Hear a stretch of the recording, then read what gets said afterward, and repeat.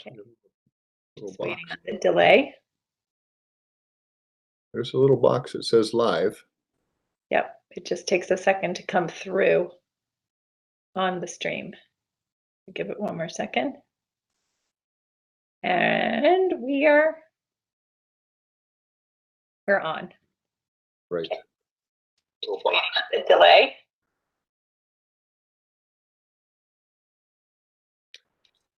I think we're on. There was a little bit of an echo there, but Catherine, thank you very much. You're on. We're live now. Anybody in the public, welcome to this virtual meeting of the Clean Energy Commission. Members of the public may be viewing this through West Hartford Community Interactive, Channel 5 or Frontier Channel 6098, YouTube, and www.whctv.org. And you can also call in on 418-9388, access code 2349-942-6608. I'll just say at the outset, I am very glad with Omicron starting up that we are continuing on this virtual path for a little bit longer. Someday I hope we can meet safely together. So call the meeting to meeting was called to order at 7:02. Roll call. We have Max Duboisson, Catherine DeVinny, Joseph Campanella, here, Bernie Pelletier. So that constitutes a quorum for our intrepid band. Catherine typed up some wonderful minutes, which they are on the website. Could I get a motion to approve the November 17th minutes? make a motion. Any opposed? Nope. All right, so the minutes are approved. Let's start off. Mark Twain said that being there, being present is 80% of success. In order to ensure that for next year, Catherine has submitted some meeting dates for next year. So everybody had a chance to look at those. I don't know, Catherine, I think that's on the agenda. Maybe if you want to scroll down to the third page of your agenda. Yes, I will. Hold on one second. Let me get back to the right. Am I scrolling now? You are scrolling now. You're making progress. You're on the second page. Here we go. And you did it. Congratulations. So here are the dates that I proposed. I took a look at the calendar and filled in the last Wednesday of each month. I took a quick peek and it didn't seem that there were any conflicts with Jewish holidays or Thanksgiving or things like that. But if anyone has any comments, go ahead. Works for me. It's fine. Yep, works for me too. I think, I don't know how you did it, but I think you threaded the calendar needle. So I make a motion to approve the dates for the Clean Energy Commission meeting for 2022 as seen here. Second. Anyone opposed? Hearing none, we have our minutes, and yes. So I will sign this and send it off to Essie. Perfect. That's great. I don't think you need to sign it, Bernie. I'll just sign it. So it's a little scary how much power you have at times, Catherine. But you can stare. You're welcome to sign it, and I may even have your signature on file. I think that you do, and I've been meaning to talk about those stray charges up at Nordstrom's, but we'll have that in another time. We do at the moment have one vacancy, which is James Capella resigned a couple meetings ago.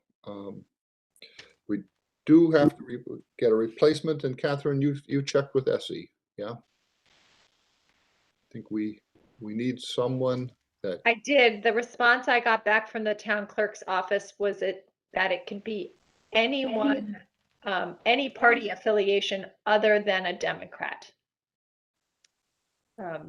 And I don't know how she came up with that, but I guess she took a look at who's already on the commission and the requirements for party representation. And so it could be anything other than a Democrat. All right, so independent, Republican, and I actually don't know if the Connecticut party is yet a thing, but as long as it's not a D. Absolutely anything other than a Democrat. Okay, I don't like the sound of that, but I take it at face value. We should just talk a little bit. It would be great if we could reach some other communities in West Hartford.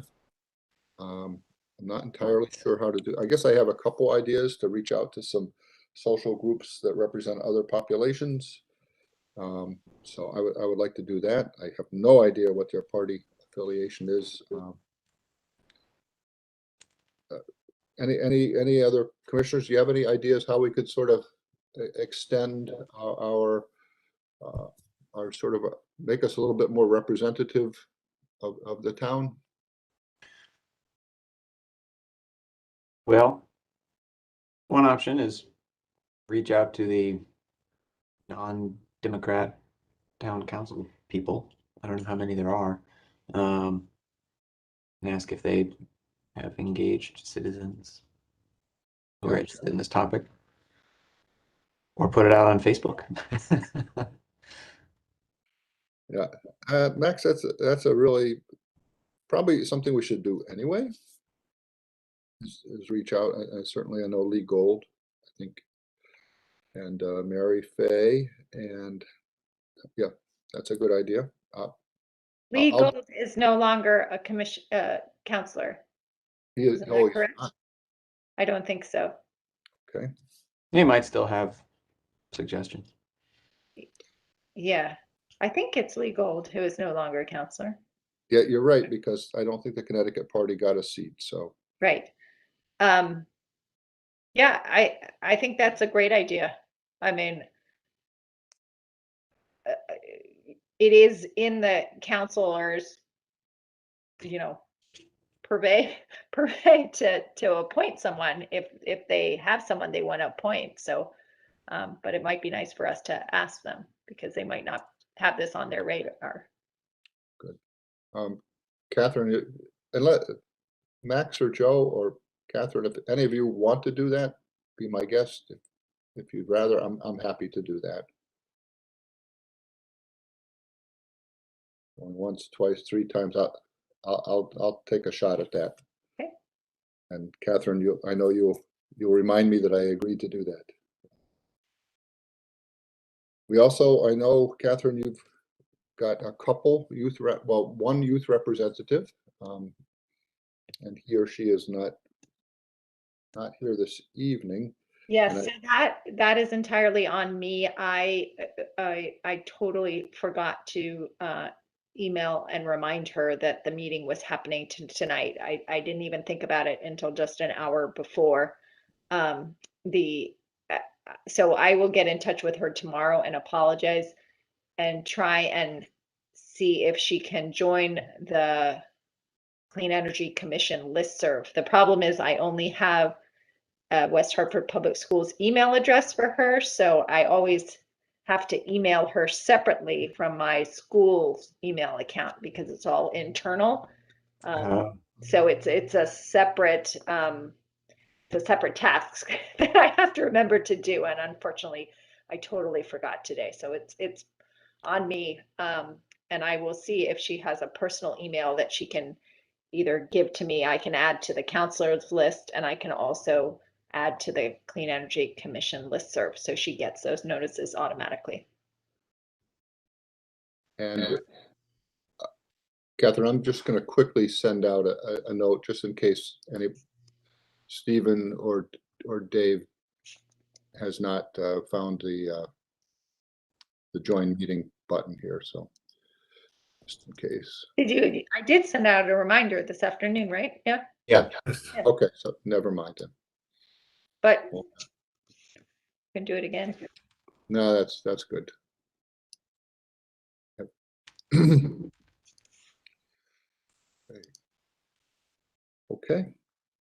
I think 2022 is a new year. It's a good time for people to come on board. Okay, moving on to some old business. Catherine, how many points did we have on sustainable CT? There's over 700. Yes. I forget where I left off with this update last time. I did. When was our last meeting? The end of November. Yeah, November 17th, I think.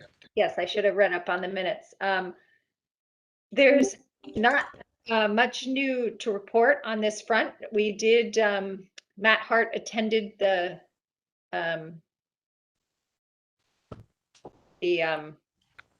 event, the presentation at the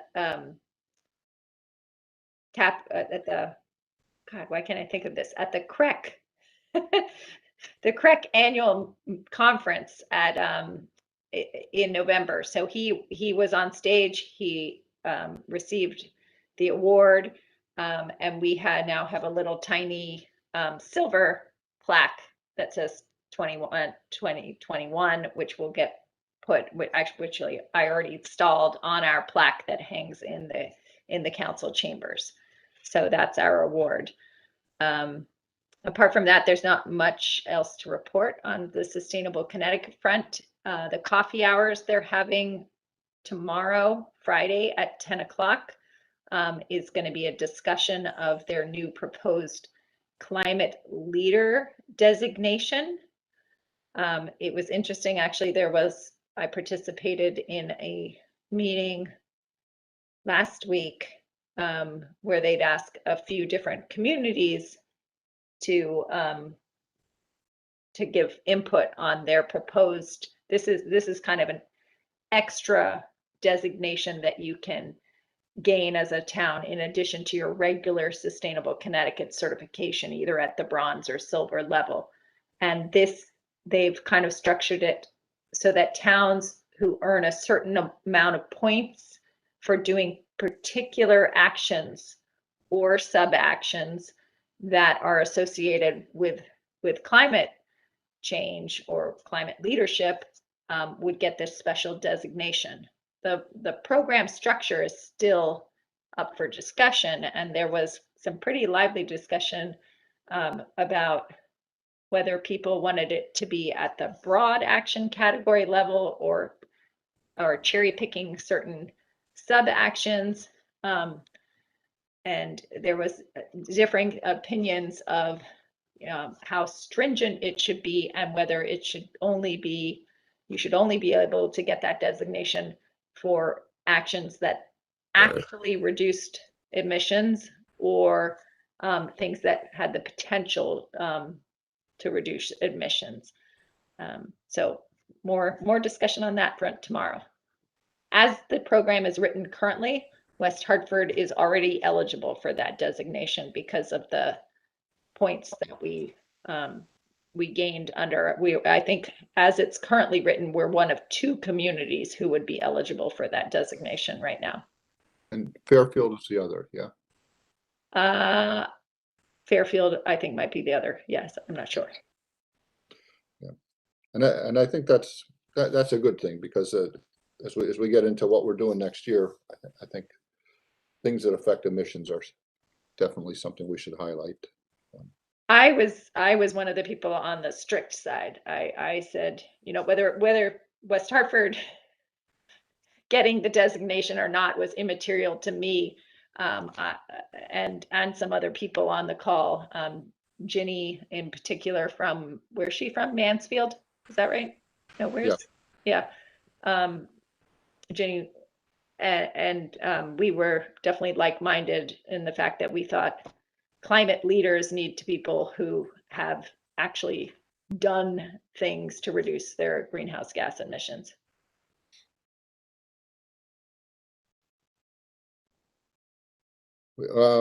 Perfect lead in the climate emergency resolution. Do you know where that sits? Is it, last I knew it was in the hands of the town manager, being drafted or modified and en route to their town council, but I didn't see it in the last meeting.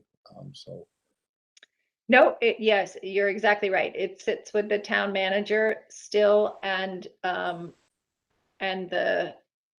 at the committee level. It has not gone to town council yet. I did speak with Hendry. I think they're debating whether to take out the clauses about carbon pricing. I also think that Hendry said they were going to take it to another one of the committees before it went to town council. I think, Bernie, you and I are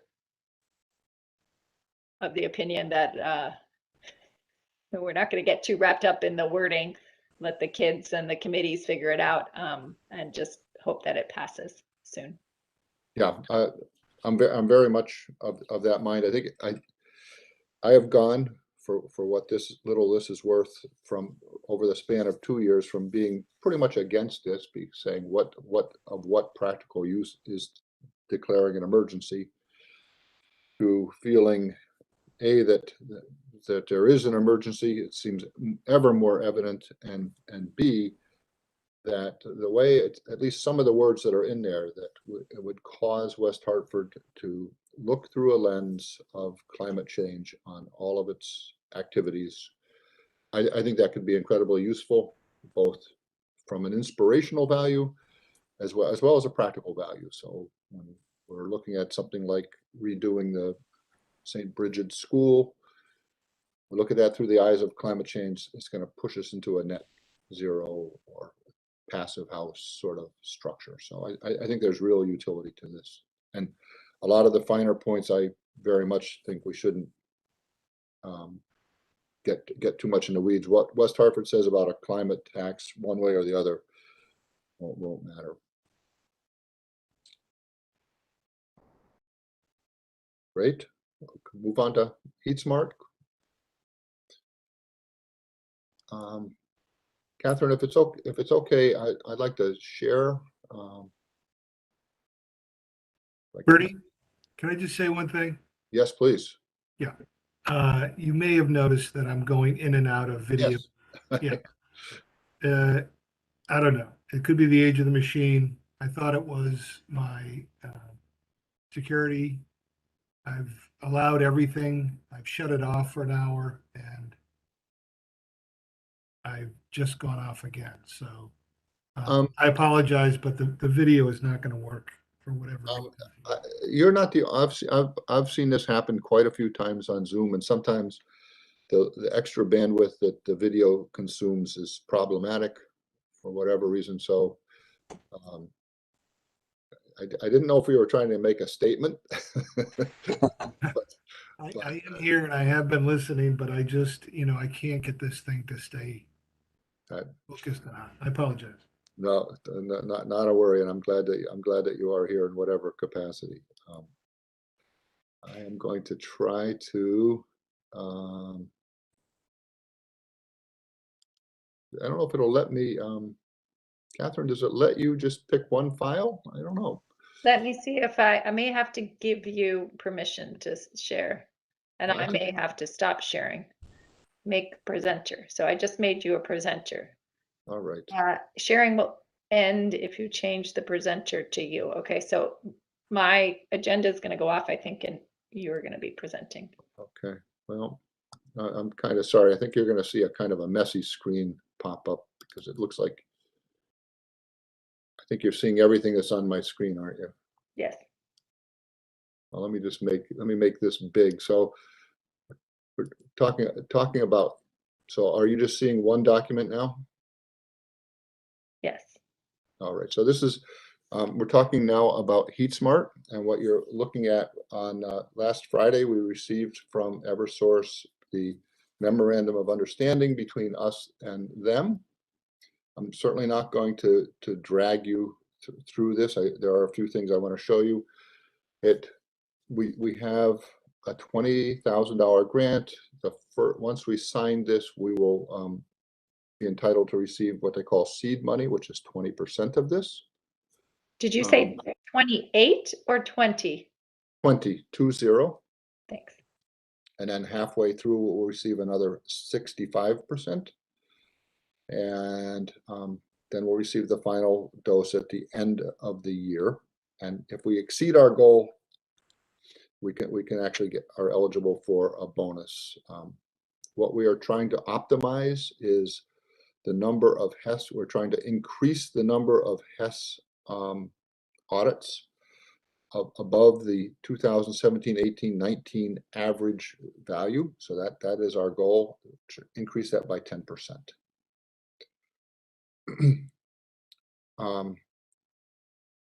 Bear with me 1 second here. This is the piece that I wanted to show folks, is that in addition to money, which is money, of course, is great, but we will receive some resource support. So a dedicated staffer, who I think that will be Devon Williamson, who we've been shepherding us through this process. An orientation session, including some introductory training on energy efficiency programs. I'm hoping it will be all energy efficiency programs. There's a suite of materials that brochures, talking points, presentations, etc., that we'll have access to. I don't know how snazzy they are, but I'm happy to have them. And we can also co-brand collateral with Energize CT, Eversource, the town, and the logo of the. It's a lot of logos, but to the extent that we can get the Energize CT CO on there, I think it could be a good thing. So as these dates become available, I'll certainly put it out to the community. I'd love it if, I know everybody is stretched for time, but it would be great if we can get some folks to help us or sit through these additional trainings that we're going to get. And I'll stop sharing that, and let's see here. Now, looking for a Word document, different Word document. Well, let me just say, I'll just say it in words. This really is a team. This is a year-long program, so it'll extend all the way through 2022, all the way to the end. It's a team effort. I would really love to get team volunteers. Joe has graciously said he'll work with us, hopefully on some of the outreach that we're doing. As long as he doesn't have to write text, I think he's on board. I had a nice conversation with Christine Feely from the SAG group. She has retired and is looking to devote her substantial energies to a cause, and so I'm hoping that this will be it. Max, I think you're very time constrained, but it would be great if we could at least access you periodically, especially for some of your graphic talents. And as much as you have to spare and interest in participating, we'd love to get you. Okay. And I apologize, I forget who I sent the sort of what the program is and what we're looking for. And Catherine, I know I sent you that document, so if anybody on the SAG group wants to participate, that would be fantastic. Mike Leone? Mike, thank you very much. Mike Leone. Who's that? He worked with the Sierra Club for a while, and he expressed an interest a couple months ago. So I don't know what all has happened in his life since then, but I haven't forgotten. I'm like an elephant on this. So as long as he's still interested, we have Joe, Christine, and Mike Leone, and myself. So Bernie, you did send me the kind of solicitation. I haven't had a chance to review it yet. So you you've just mentioned 4 people, and I think at our last meeting, you said you were looking for about 6. Is that the correct number? Yes, 6.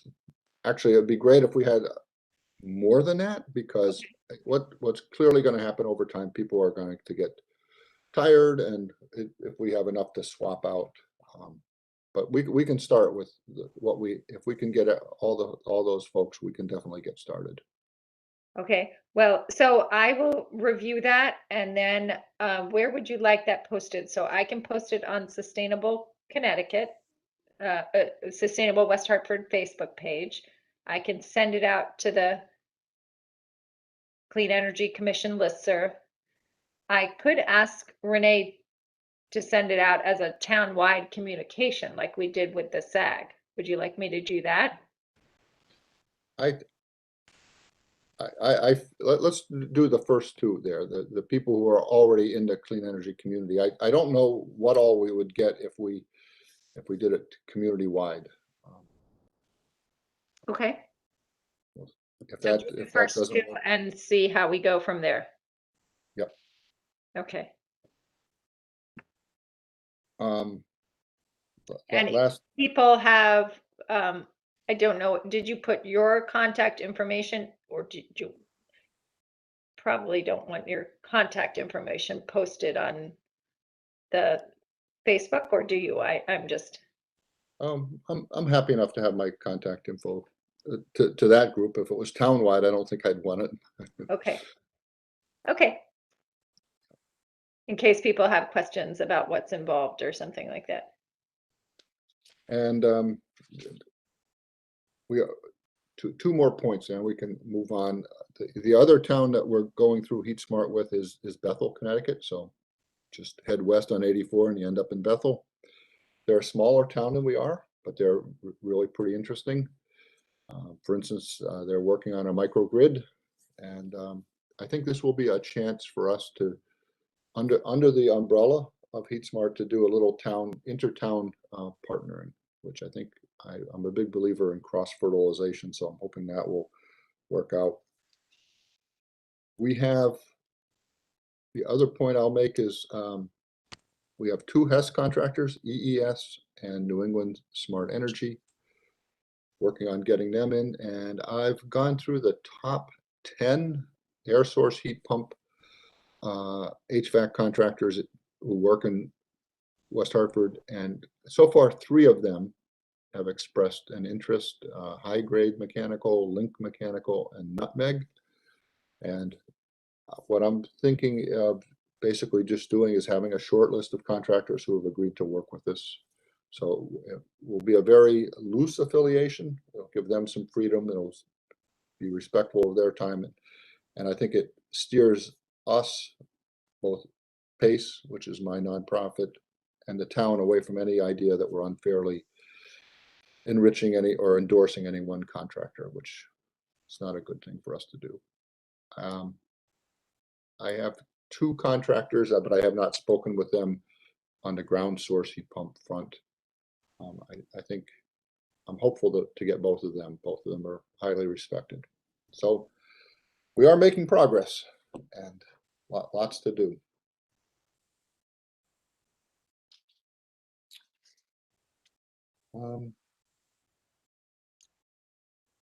Any questions on Heat Smart?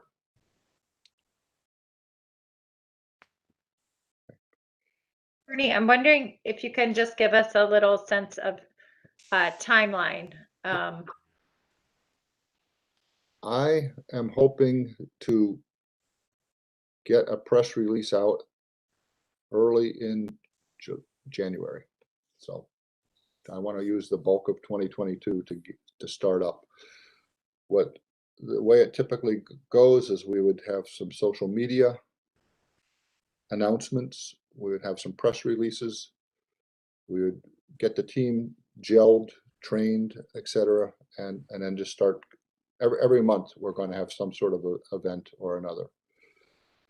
Sometimes it might just be a social media series of events, but I'm hoping that the things that we've actually a lot of the things that are on our next agenda item, like outreach to we'll talk to the social services group and see if they have a channel where we can either through email or in person address the people that social services works with on the energy front.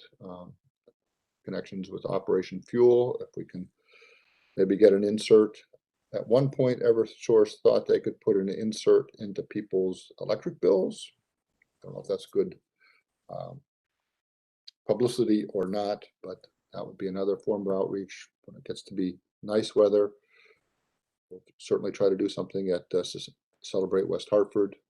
So it will be a series of events, but I'm really hoping to get this launched January. So January would be the first meeting of the Heat Yes. Smart campaign group, and then they would flesh out all these event ideas you're talking about and stick dates to them and start organizing them in conjunction with other partners and interested people.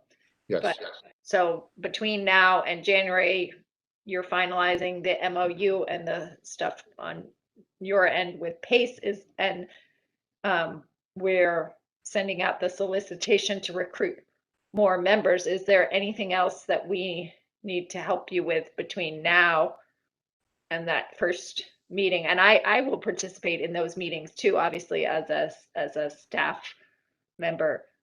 Is there anything else we can help you with between now and that first kind of initial meeting of the team? I think at this moment I want to wait to back up to the MOU that Eversource is going to have some sort of announcement that these grants have been issued. Right. And we're not supposed to talk about it until they make their announcement. But once they have, I think if we could work on a press release, that would be really helpful.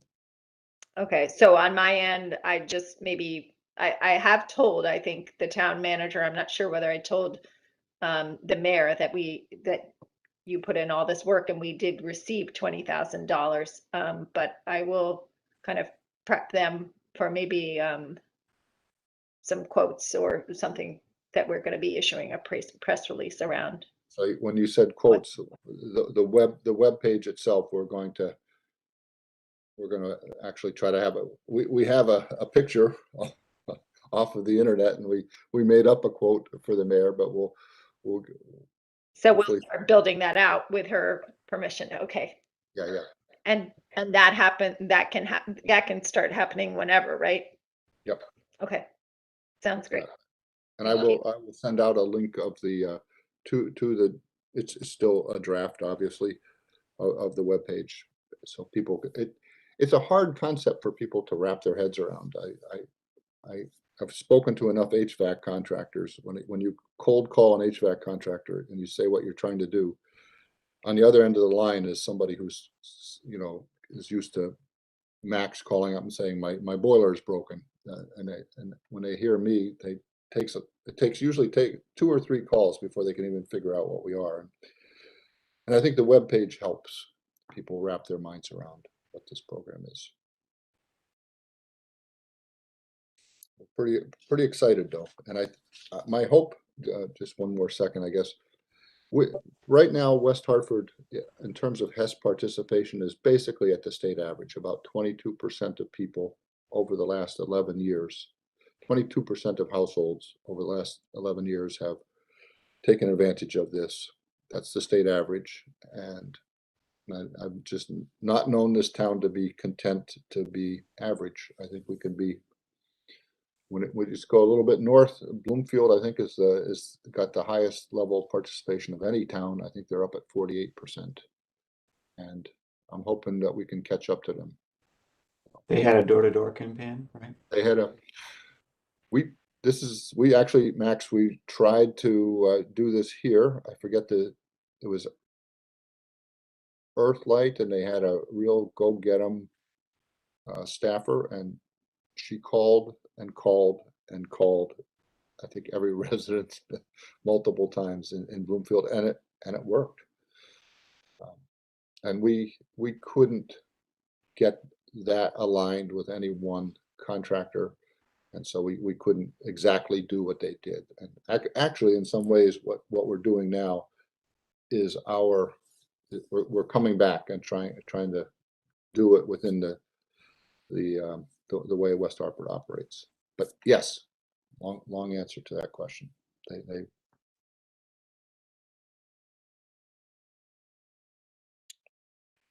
All right, should we move on to new business?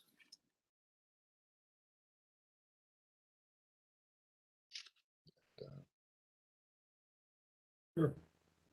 Sure. Would you like me to share the Yeah. agenda again? I think you should share the minutes, right? That's where you've got your tracking slides. Ah, yes. Catherine, do you have a like Christmas light display happening outside the window? Yeah, can you see my little green dots? Yeah. These That's little awesome. floaters. It's not your eyes. There are some little floaters. Oh. Yes. Great. There's a red dot. We worry you were being assassinated, but star shower. That's fun. My son wants one of those. They do. They have solar ones. I tried a solar one, but it didn't come out. We don't get as much sun. Yeah. My backyard fence, I've got solar caps next to the gates, and they're great in the summer. And they're putting out nothing right now. well, Okay. Are you still seeing my screen or not? nope, we're not seeing. We're just seeing each other, except for Joe, who's Okay. still being mysterious. I'm pulling the minutes and then I'll share it in a second. Hold on. That have the next steps on here. Yeah. I think you had a pretty thoughtful approach to how you captured the conversation. Yeah, here we go. Okay, Nope, sure. there you are. Okay. So this was in the minutes from last time. What I did was Max had started this. I changed the format a little bit because if you recall at last meeting, we went through, this is the exact slide out of our clean energy plan with our next steps, 21, 22 on the left, beyond 22 on the right. So this is the same slide. What I did was I took the real PowerPoint that is the plan and I, copied in 2 more slides. So this takes the left-hand side, the 2021 slide, and it went through and added the notes of what we talked about at the meeting and crossed out the items that were done. So I used only 3 categories: done, in progress, and not done. We can change those categories if you want. I have since done 1 additional revision to this slide. So here's the 2021, and then following that, there's another slide, similar format, but just for the beyond 2022 slides. I've since added 1 enhancement for the done ones. The writing is instead of all this writing being red, the done ones, I changed the writing to green. The in progress ones, the writing is orange, and the not done ones, the writing is still red, so that you can visually see kind of where the green is and how much is in yellow and how much is in red. I like that. Should Now, we change not done to not started? Is that what that is really saying? Is we haven't started doing it? Yes, you are correct, Max. That's a good point. Okay, I'll change that. And then what I envision doing with this is, so throughout the course of the, we decided that our energy plan was kind of on a 2-year cycle. So throughout the course of the 2 years, we would leave these 2 draft slides like in the plan, and we could update them as we do things, and then when we get to the end of the 2 years, we would replace this slide with the 23-24 slide and beyond 24.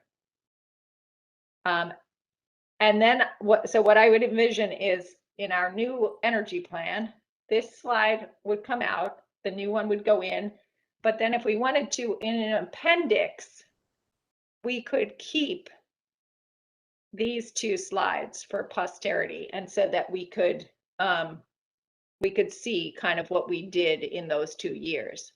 And then it would be kind of a rolling thing. Every 2 years, we would create a new one of these slides, and we would file away in an appendix the tracking slides.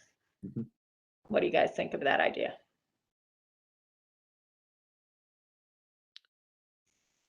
I can flip down to these again. Or we don't have to put them in an appendix. They can just be, somewhere else. Speaking for myself and not wanting to head anything off, I like that idea. To me, the fear of any plan, especially one as pretty as the one that we put together, which, by the way, has drawn a lot of admiration from and envy actually from other towns, it will become a work of art and not a functional piece of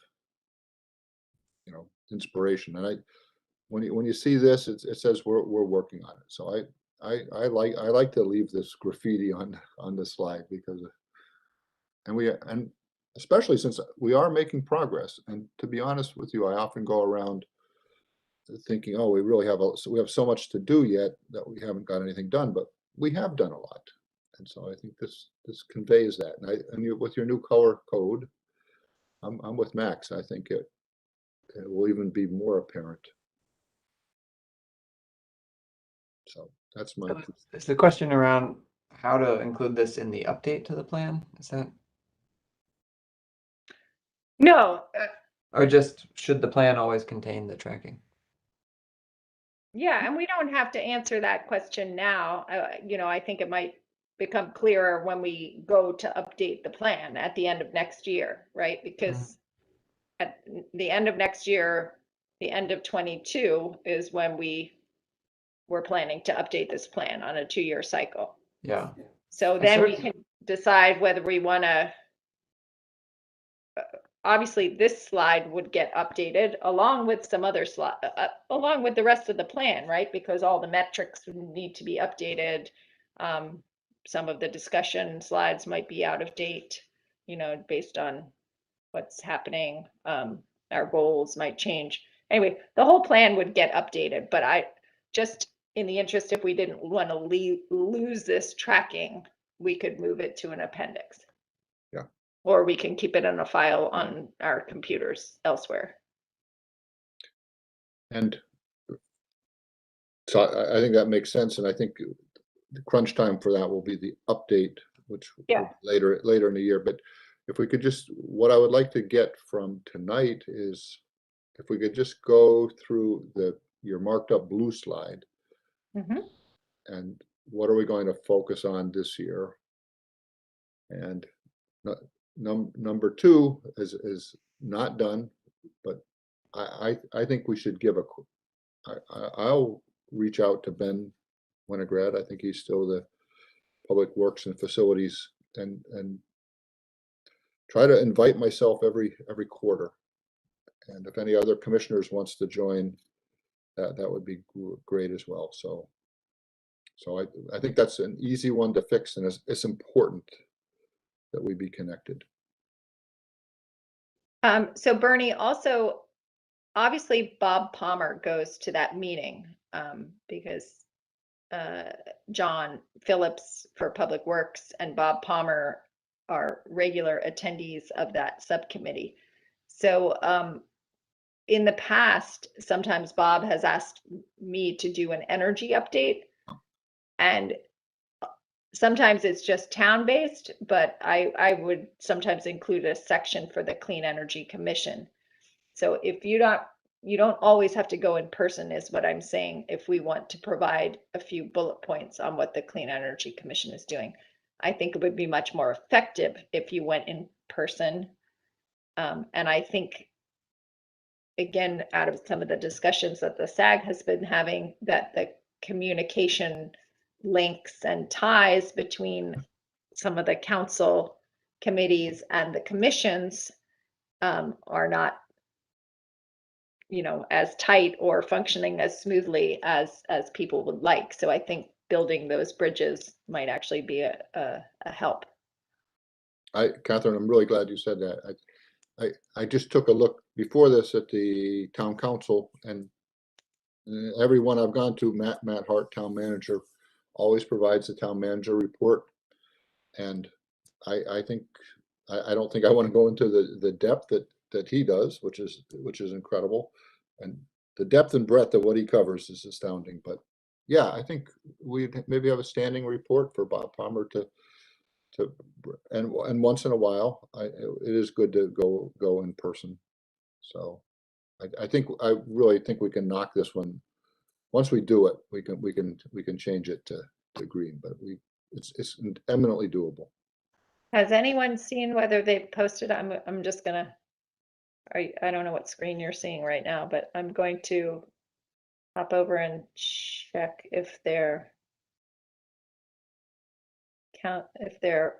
schedule's been posted. Because the last time we looked, they hadn't posted any meeting schedules for that committee, because it'd be nice to know when they're meeting. Okay. Yes, it's Carol Anderson and Mark. Okay. Schedules, meeting, and agenda. Oh yeah, Ben went and grabbed Carol Anderson, and are you seeing my screen that I'm flipping through? Yep. So Mark, I know how do you say that? Zindowitz. He's a former Board of Ed member who has moved over now. Meetings and agenda webpage.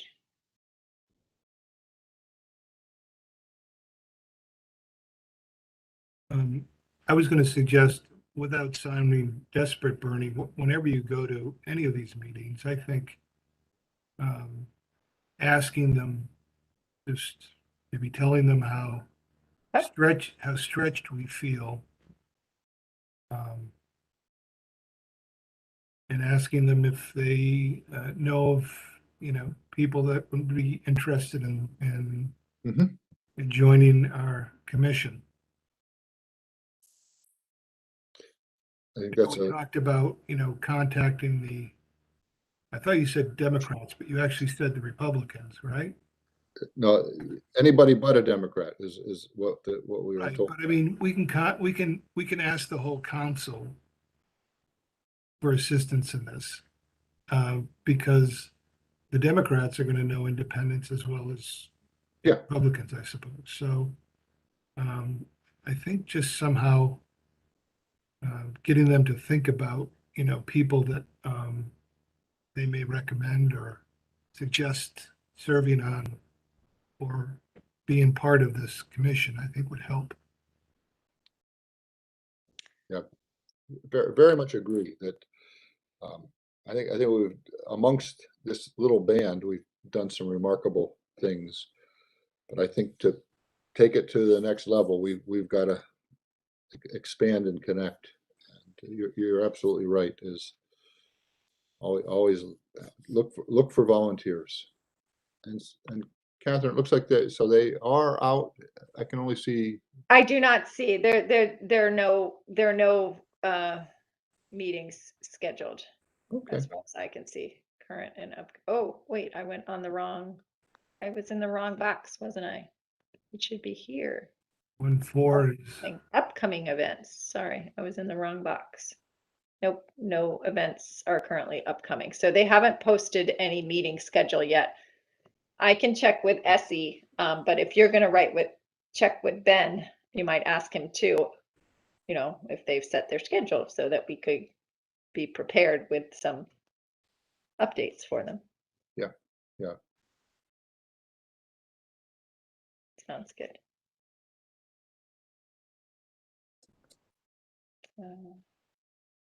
So I'm going back to where we were before. Yeah, and if Steve Sack was here, I think he would say part of how we influence things is pretty opaque. We don't, and I think this might address some of Steve's concerns as well.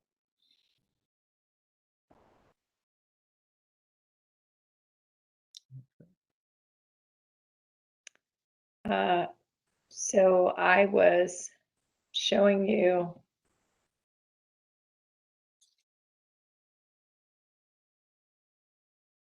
did we want to continue to look at that? Yeah, you want to, we don't have to go through every piece of it, but I have a couple things that I would like to, so would you go to the marked up one there? So network is in progress. Number 4 is in progress. Number 5, I think you've basically said you're working in December, January. You wrote it down, not me, Catherine, so. The heat pump thing is in progress, and I think it can sweep in number 8. That's very much part of the heat smart approaches. Let's get everybody we can. 9 and 10 are done. Public transit, I think that we're kicking that. Basically, we're saying it shouldn't be us. We want to work with somebody. Any ideas on how and who we can do outreach to? You say Ped Bike is SAG got this in their sites. I'm talking about the Identify Public Transit Champions. Yes, I think this will appear in some of the recommendations to the committee from the SAG. Yeah. And I think number 12, we were not the only ones, but we were certainly supportive of getting the SAG up and running. I think number 13, as you note, is in progress, and the energy. So I think on the community side, I don't know if I would add to this list, outreach to diverse communities. I don't know if it needs to be written down anywhere. I think we should. This is the blue page, but if you shoot over to the green page, we do have explore a greenhouse gas inventory somewhere on there. I know it's there somewhere. 13. 13, thank you. And it looks like you've noted it as duplicative. This is 20.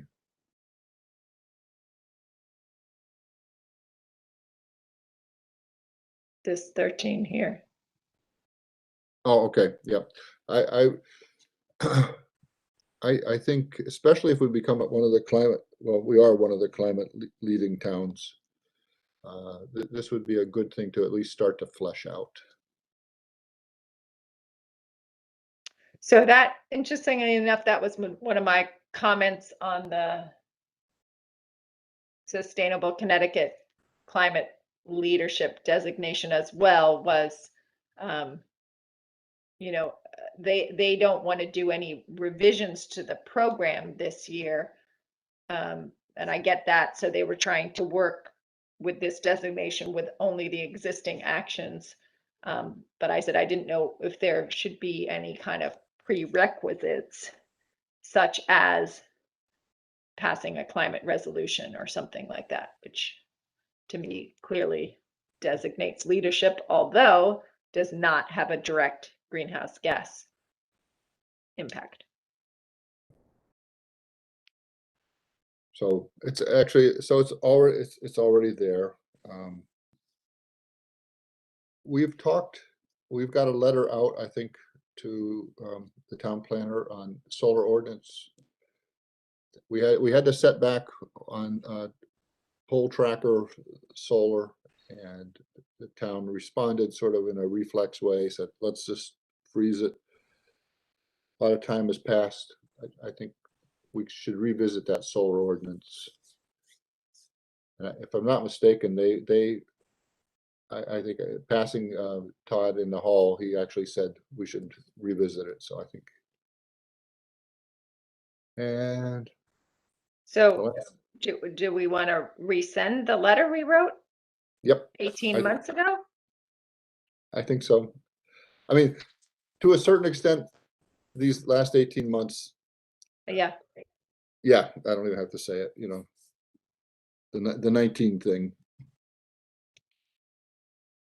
So if we can send that again and if we get Yep. going, and we already have microgrid here too, and that's something. I think something, just revisiting the letter that the commission sent about revisiting ground mount solar. I think the priority you identified about, you know, providing regular updates and creating more of a relationship with the committee will help in that regard as well. Because I do think it will improve the communication flow, and I don't think they will be able to, you know, ignore a letter like that if it comes.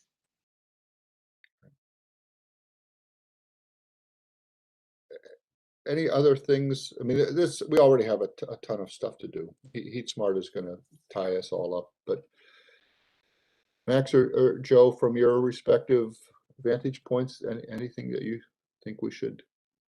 And we can take stuff off too. It doesn't always have to be an ad. No, it looks fine to me.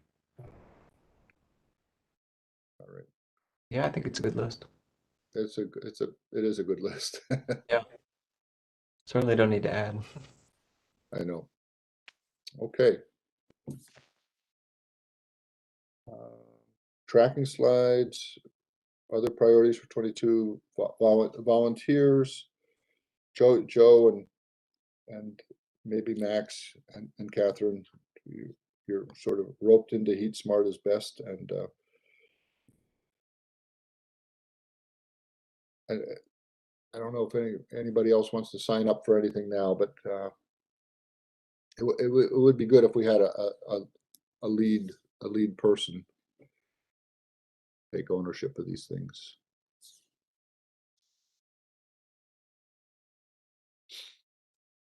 I'm doing the website, but that's probably in my court anyway. Yeah. But I envision that, you know, being outreach to the community as well as municipal. And once we get the energy side of the house back in order and updated, you know, hopefully we can use that as a model to show people the kind of outreach and information that should be happening on things like pesticide use and pollinator gardens and watershed issues and things like that, because I think our education and outreach to residents on those fronts is lacking, and that's something the SAG is focusing on too. Good. Okay. Catherine, I'm not sure this next bullet here, discussion of organizational structure. We were formed by resolution, so we're not as ingrained as, say, the Conservation and Environment Committee, which is, you know, formed statutorily and I think is in every town. But I'm not sure what the point of this is. Yeah, so this, Bernie, we put on here, if you recall, through some of the SAG discussions, Okay. they've been playing around with, you know, whether the town, how effective is the town's organizational and, you know, whether it's the town itself or the commissions or the SAG in terms of providing the support and resources to push sustainability within West Hartford. One of the things, and this bullet point, what this bullet point was put here to remind me to discuss, was one of the things that surfaced was I had a long conversation about boards and commissions with Corporation Counsel. And so commissions are supposed to be by ordinance, not by resolution. Ah, So technically, the Clean Energy Commission, as well as the Pedestrian Bicycle Commission, which are both created by resolution, not by ordinance, are mistakes that should be corrected soon. In addition, the fact that Bob Palmer and I are actually listed in the resolution as commissioners is also a mistake. Staff should not be commissioners. Commissioners, and this is something that's come up too with the Climate Commission or whatever organization they're formed. Commission members can only be voting age West Hartford residents, electors of West Hartford. And so they should not be staff serving as commissioners. So I just raised this for you right now as a flag. I think at some point in time, we should,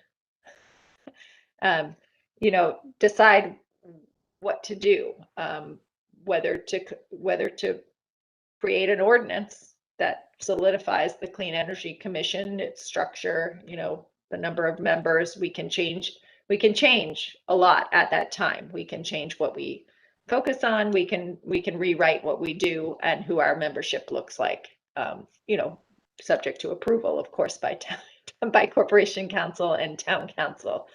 But if we want to increase our number of commissioners to 9 or something, we could do that. Again, in the past, we had difficulty getting a quorum, but it seems like many of these issues are becoming more popular and there's more interest from residents, so maybe we wouldn't have as much difficulty getting a quorum. Anyway, so I just leave that out there. Of course, at the same time, I've told you the SAG has been exploring a little bit through discussions, the question of, and I think this will be one of the questions that they pose to the town council is, are the commissions that we have, are they the right ones? Do we need others, or, and also kind of what does the council expect of commissions? Are they advisory in nature? Are they actively doing outreach and getting grants and working on programs like we do? Because some do, some don't. So, the idea that maybe the town council needs to provide a little more guidance to commissions, so that they don't wind up in a situation like the Conservation and Environment Commission has been in for a couple of years, where they were a little lost as to what to do. So thoughts? I mean, you can ask me some more questions, but I'm just throwing that out there, that it really has come to light recently that at some point the Clean Energy and the Bike Ped Commission should be corrected. so I hear, Catherine, that you're going to divorce us and that we are going to be corrected. No. I don't think I don't think this is a negative thing. I think it could be a beneficial thing, in some respects. Speaking for myself, I was pleased to receive the word commission, because it connotes to me more connection and sort of more status in the town. But it also is accompanied by lots and lots of public process. The party affiliation requirements, the note taking, all these rules and regulations that you learned about, Bernie, that accompanies the commissions. Yep. Yeah, and I don't know if anybody has gone through the what do you call it? Where you have the right, anybody has the right to look at our books, and we have to have all our meetings be open. I don't want to have closed meetings, but it is just a burden that's out of proportion to what we're doing. But where I'm going is, I'm not now hung up on status. I just think we have an incredible amount of work that obviously needs to be done, and I think we can add a lot of value. So I think, yeah, if something like if you and Bob shouldn't be listed as commissioners, that as soon as we can fix that, we should. I think you that will. Well, so a change like that will require a resolution or a new ordinance. So I don't think that can be corrected in the interim. I don't think we want to go back twice for changes. Gotcha. So I think we should kind of decide what direction we're heading in. And I put this on the table now to maybe open it up for discussion, because as Bernie and I know, and some of you guys may know as well, a lot of towns are rejiggering their commissions or dissolving a clean energy commission, changing it into a sustainability commission. And some people are, instead of going the commission route, they're going a task force route, or they're taking that whole entity outside the town and creating separate nonprofits, like the people I just spoke to in Westport. And there are other organizations out there, other towns. Milford, I think, is one as well. Fairfield obviously has much of their work being done outside the town structure. And a lot of the discussion that I've heard from those other towns is that they like that outside position because they feel like it gives them more power to advocate for things that they want. They're not under the town council or under these rules and regulations. They can also get their own grants and things like that. But I did hear from the people at Westport that they do feel like their immediate tie to the town, they've lost some leverage. And for them in particular, it was because the one staff champion that they had, or the key staff champion that they had, left the town to take another job. Well, I think before we pursue any ordinance that corrects the things that are wrong, I think we probably want to envision what we ought to be. So it sounds you laid out the three models. There's the commission, there's the sort of independent body, and I think, and you just rejiggering everything and throwing it under sustainability, which is one way or the other. I think we need to be part. We need to be under a broader umbrella, and maybe they want to make a sustainability commission of which we are a subcommittee or something like that. But is this some? I guess I don't want to have the town manager looking at this, the SAG group looking at this, and having us work on it. If do you know is anybody leading this? No, I'm having conversations with several different people are kind of having their own conversations too. It might be worthwhile, do you guys think, to have everyone get together and kind of discuss it? Because I know that I heard that well, Bike Ped was interested in having some conversations. Maybe we are too. I don't know what that meeting would look like, but maybe the town manager could organize a discussion around this issue with some of the relevant commissions and stakeholders. I think if the town manager has the bandwidth to do something like that, I think it would keep us from wandering all over the place and wasting a lot of time. And I'm happy to do some work and some investigative work. Yep. It sounds like you're already engaged in that, but I think we need that would be very appealing to me, to have the town manager pull us all together and maybe give a little bit of overall guidance. What are other people's thoughts on this topic?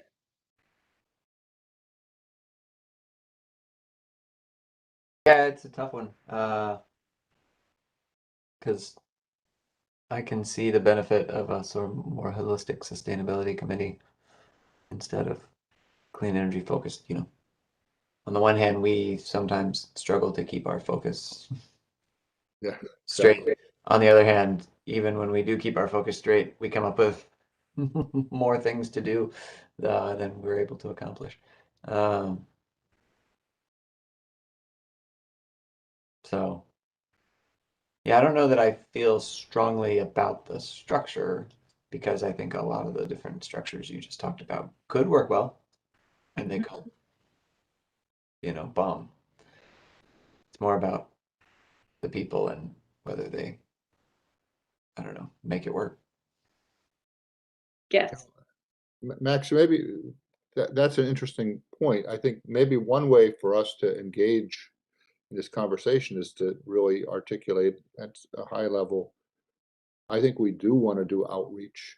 I think we do want to be advisors on energy things, whether because I think we have whether it be net zero buildings or passive house or architectural considerations or heat pumps or home efficiency or EVs, we have a set of knowledge that that I don't see duplicated elsewhere.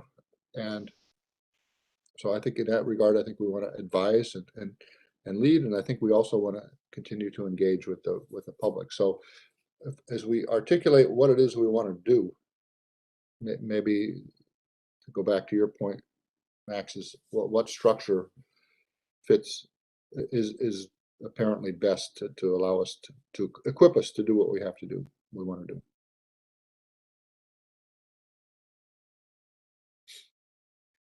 Yes, and in some respects to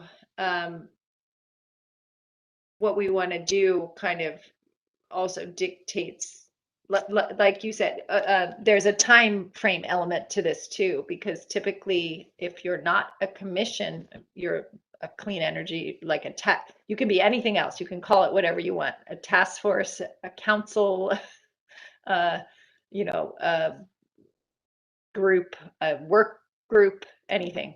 But typically those other types of committees are formed for a special purpose.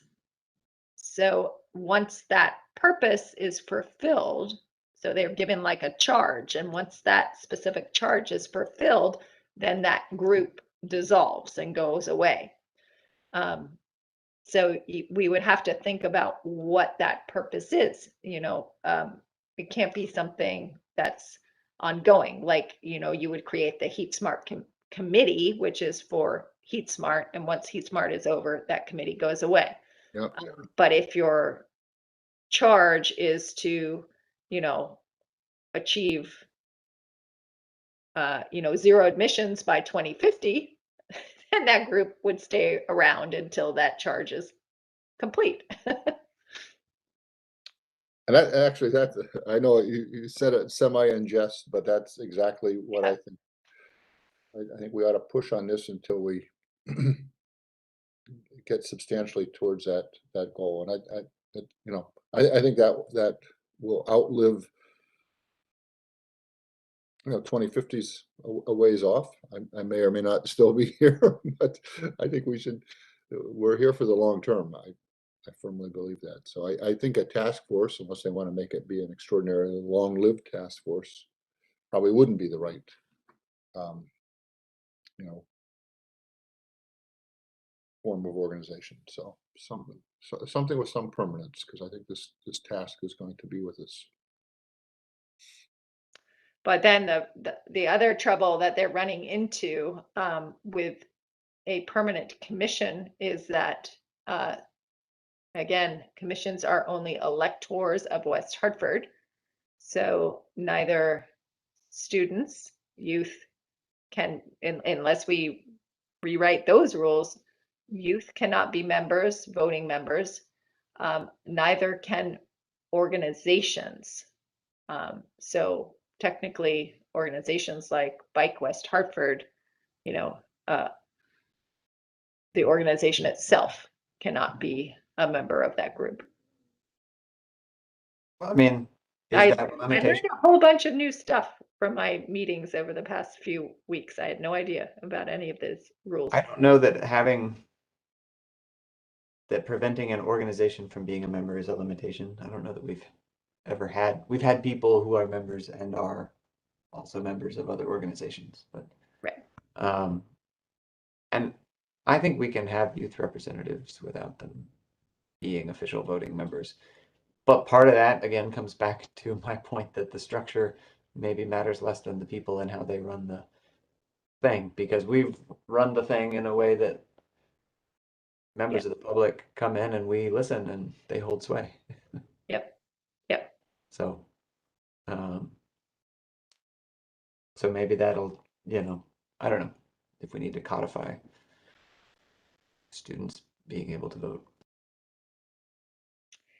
I only reason I mentioned it, Max, was it was a sticking point with this with the climate commission that was written into the climate emergency resolution.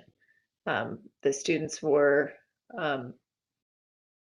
emphasizing that they wanted voting rights, voting membership, and the way the commissions are, the way the rules about commissions are written, that was not going to be the case. So they were looking at other groups that the town could form. Yeah. And I can see that when the commission doesn't exist, you want to ensure, that your voice gets heard, because you don't know how it's going to be run.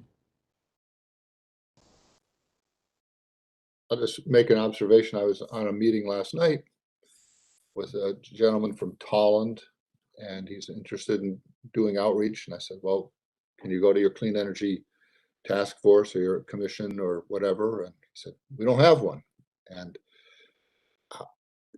I guess I'm just making an obvious point that as confusing as all this might be, timeframes, memberships, ordinance or not,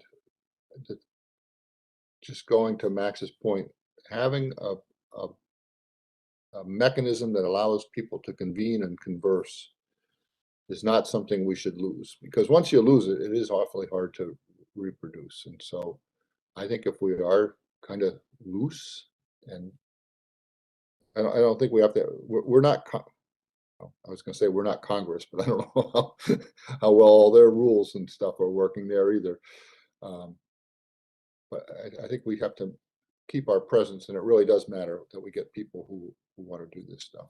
And for instance, the students, if we talk about having them as members who can do outreach, they don't have to vote. I mean, there's so much of so little, honestly, I would say 5% of what this group has done, our group is voting. Our votes, well, only a few times have votes really been the issue. It's mostly what are we going to do? Yep. So in that regard, they could come on and not vote, but that doesn't matter because we don't do much voting anyway. And we listen. I think that's what Max said. Okay. So do we have, what can be a next step here? I think we agreed that maybe we'd like to have a communal discussion with the town manager, with some of the other commissions that might overlap jurisdiction, and kind of get a sense of, like you just, I'd like to, I guess, get a sense from those commissions what they see their roles as, because you, Bernie, and I agree with you. The two main things are, education and outreach, and then advisory, on town policies and projects and issues, and I don't know whether that's energy specific, if other groups feel the same way, then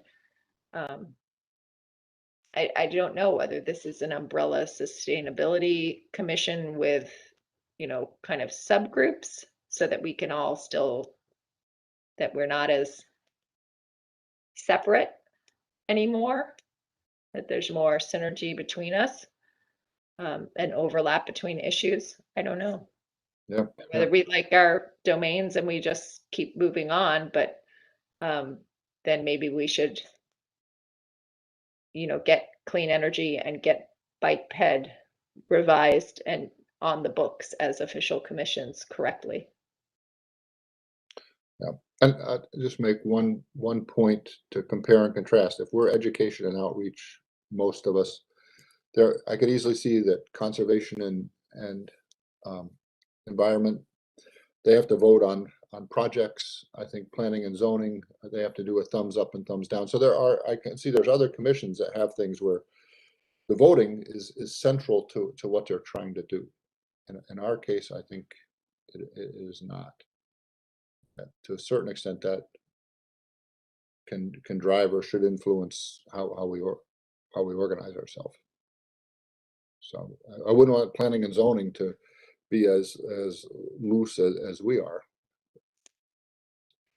So, and just before we leave this topic, I mean, the one thing when we talk about education and outreach and advisory, there are a couple of gaps that the SAG has identified that, in the context of this discussion, I feel like we need to find homes for. One of those is waste and materials management. And now I don't know what the right answer is. Do we need another, a lot of towns have a recycling committee or a waste management commission. So I don't know whether we need another one. But that seems to be an up and coming area where there's going to be the need for a lot of work.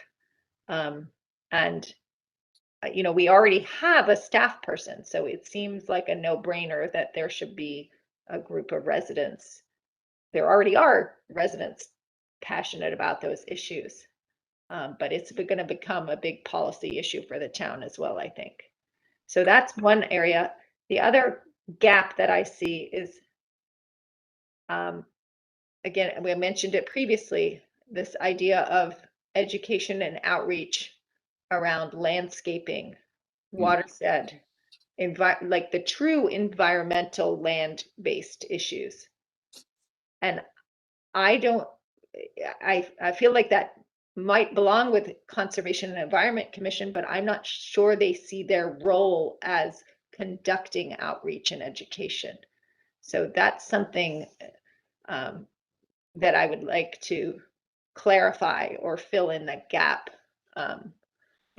before we leave that discussion. Does that make sense to you guys? Yeah. And I'm asking you as residents too, do you feel like anything's coming at you as residents from those perspectives? Because I don't see anything happening in those areas, besides what Catherine's doing from the town itself,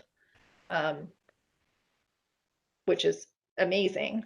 But on the other front, on the landscaping, watershed, water conservation, pollinator gardens, green grounds, that kind of stuff from a residential perspective.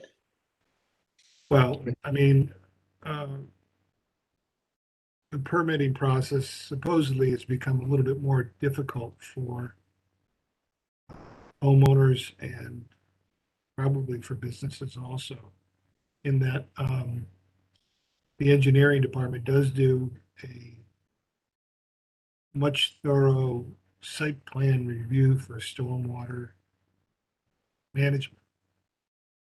So the analysis that used to be done pretty much just on businesses is now being picked up on residential projects. I assume because of the flooding that happened last year. And Awesome. Well, that's great. Yeah, and I'm not even just talking about projects and permits. I'm talking about, everyday life, encouraging people to live a more sustainable lifestyle. I certainly see lots of resident sort of upwelling. I think you had the quiet lawn equipment brigade in the Park Road campaign. I don't think I'm as extreme as some, but I have a lot of sympathy for that. I continue to see people blowing fertilizer all over the roads, and I know where it goes. So I think there's a lot of people who are really concerned about those issues, and I don't know that they have a focal place to go to if that's so. I think there's a need, and I think there are people who would participate if they had a place to participate in. And likewise with waste, I really do think what Catherine Bruns is doing, amazing is the word. I think she's a one-woman show, with 64,000 people she's trying to influence. I think she needs a structure around her. And I'm not really looking to do this, but I think they're shutting down the Mira recycling facility on July 22nd. Trash to energy, whatever you want to call it. Mhm. I think even if we have our contracts with Covanta, I think we are headed into really, really, really rocky roads. I think I don't at this moment even see a good way to proceed. I think we're literally starting to rent trucks and trains and ship our stuff to another state. I think that's going to, even though we're not one of the towns that is directly in the bullseye, we're in the next circle out. So we're gonna get splattered. This needs attention. It may become I think it is a crisis, just kind of a slow moving crisis.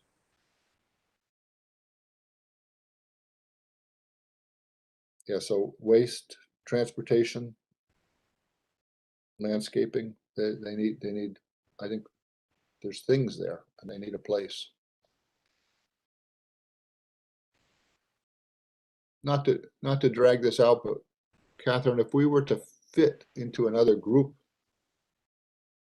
maybe we think about functions, we think about outreach. So residential outreach and education as a function, and we could serve multiple masters.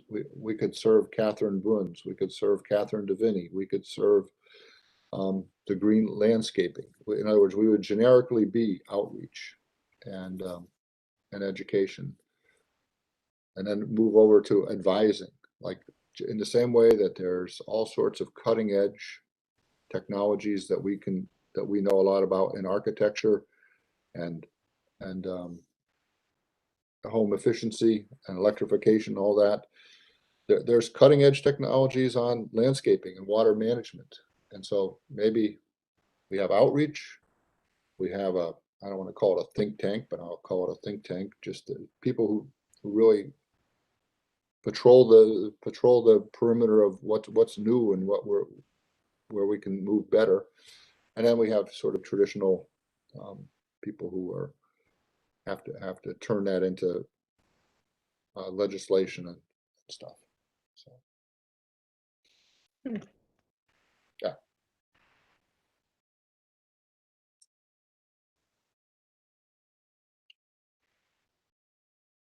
Okay, so we have interest from Matt Hart, who's our town manager.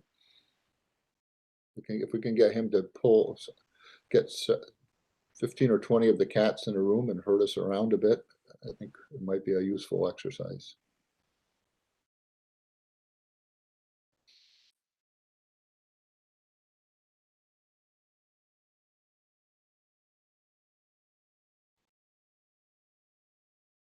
Catherine, do you have a staff report this time? I think I don't think. Yeah, I don't. I'm actually in the middle of doing the budget right now. I can share some preliminary, just general ideas. Is that our energy use has gone back up compared to COVID levels, but interestingly enough, it hasn't gone back to pre-COVID levels of use. Now, some of that, I don't know whether that's because, our buildings, I think, are being utilized, maybe not at full capacity, but we're running more hours. So I think we did do some energy, we did a lot of energy efficiency work even right before COVID hit. So I think we're still seeing the impact of some of those savings that were put in place. Anyway, I need to drop, guys. I'm sorry. I gotta go put the kids to bed. that's okay. Excellent. Thank you very much. Bye, Max. Bye, Max. Our use is pretty stabilized, but the rates are predicted to go up a little bit. So I think our budget ask is going to be about 3 or 4% higher than previously. Yeah, so I think you've locked us in on the electricity front. For a Yes. while. Yes. Yes. Lucky for the town. We are just under 7.5 cents. We're right at 7.5 cents right now, and I think we drop under 7.5 cents in the next year or two on the supply side, which is pretty good considering a lot of the EverSource rates are going to go well up in the 10 and 11 cent range. I think it's 11.43 cents for residential. for Yeah. residential rate 1. Yeah. Yeah. Yeah, And that's this just is the gonna go supply up. side. So we'll feel the impact of demand, and actually we'll feel that even harder because we realized quite a lot of demand savings when our buildings were vacant during COVID. So a lot of the buildings now are setting their ratchet peak demands again as they cycle through a normal year. And the demand returns back to normal. So we'll see the demand expenses go up again. And on the gas side, they're predicting some rate increases this winter. Our broker has been telling us that it over the course of a year, it should not, the impact should be not as great, even though we'll feel it as a crunch in the short term. Do we have, I think it was on our list, and I don't want to go back to that list, but some techniques for peak shaving, whether it be simply time, how we roll how we start up equipment, or looking at some battery storage. Is that We have started to do a little bit of that. We did enroll 4 sites. We had them analyze a bunch of our sites, and we enrolled 4 sites, the 2 high schools and Sedgwick Middle School and the ice rink, in a demand response program. So we do have interval data coming in on those 4 buildings. We actually, today was a winter curtailment event that we could not participate in because our schools were in session. Over the summer, we did participate in quite a few of the demand response events because they happened later in the afternoon when the schools were already out. So we were able to shut the schools down pretty much with our control systems around 2 or 3 in the afternoon without much of an impact to operations. So that program's been going well. We've been talking to those people about the battery storage programs, although we're not sure at this early stage whether it's a good fit for us or not. But those programs are rolling out with EverSource. We haven't looked at doing any staging of equipment right now because with COVID, we're running our equipment full blast. So for ventilation reasons. So right now, all of our demand control ventilation is disabled and things like that. So it's really not the appropriate time to be looking at that. Yeah, I was in a restaurant just as Omicron was taking off, and they had a little air purifier in the restaurant, and I'm thinking to myself, I mean, what we're doing in some regards, first of all, it's taking us backwards. We're taking conditioned air and throwing it out. To my knowledge, we don't have an energy recovery device in any of our buildings, so it's really just a net loss. And of course, we have to do that if it's inflict viruses on people or run our bills up, we're going to run the bills up. But I wonder if some sort of local, I know I've seen this, that some people really just within a classroom or within a town office or something like that, you've got just something that gets the air and it runs it through a UV light and sterilizes it. And I wonder if that would allow us to reduce. Well, these are all state requirements, aren't they, that you're following? Yes, it's guidance from the state. Plant Facilities is participating in right now a ventilation study with Yukon, where they have not the UV filtration things, but they've deployed some of the kind of more basic fans with extra filtration attached to them in the classrooms.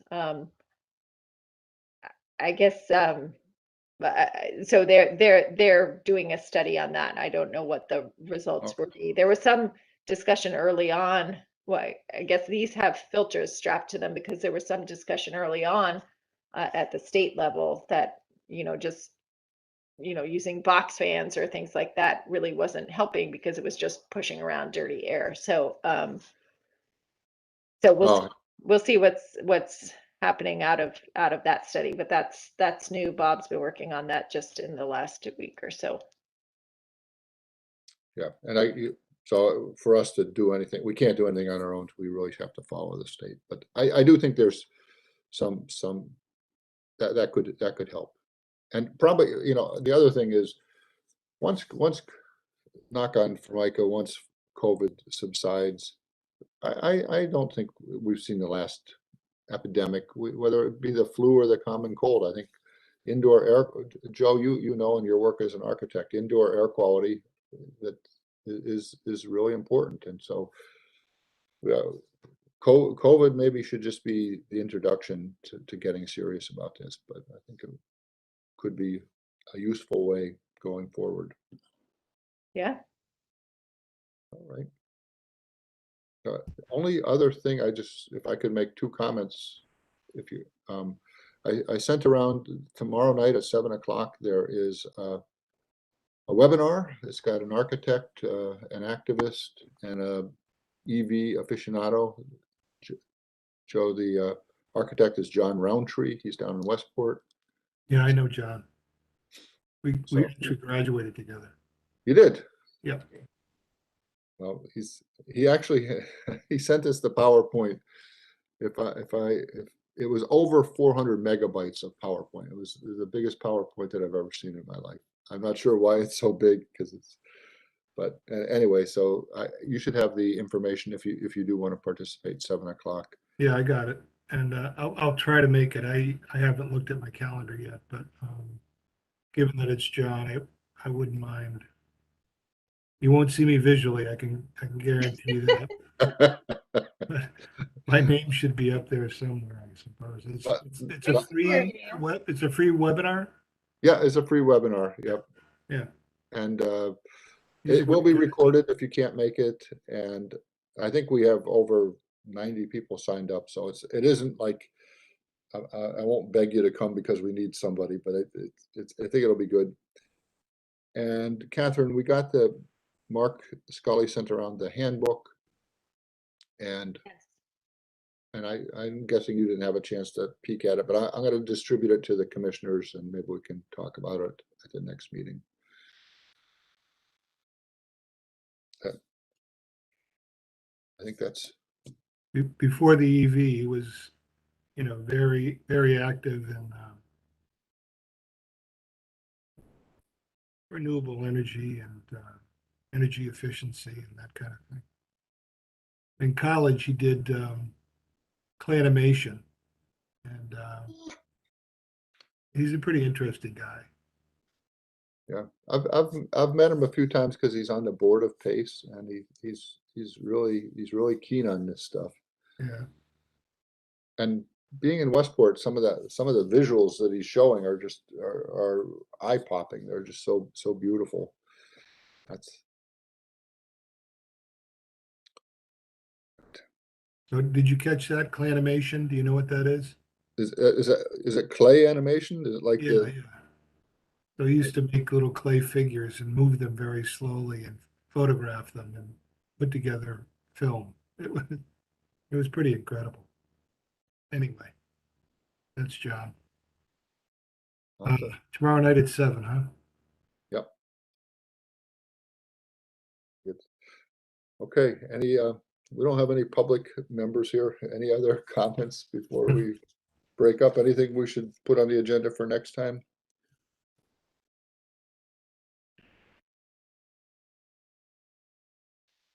Okay, motion to Happy adjourn. holidays.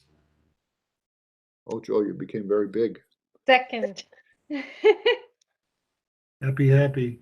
Have a good Okay, year. good evening, everyone. Thank you, Night. everybody. Bye.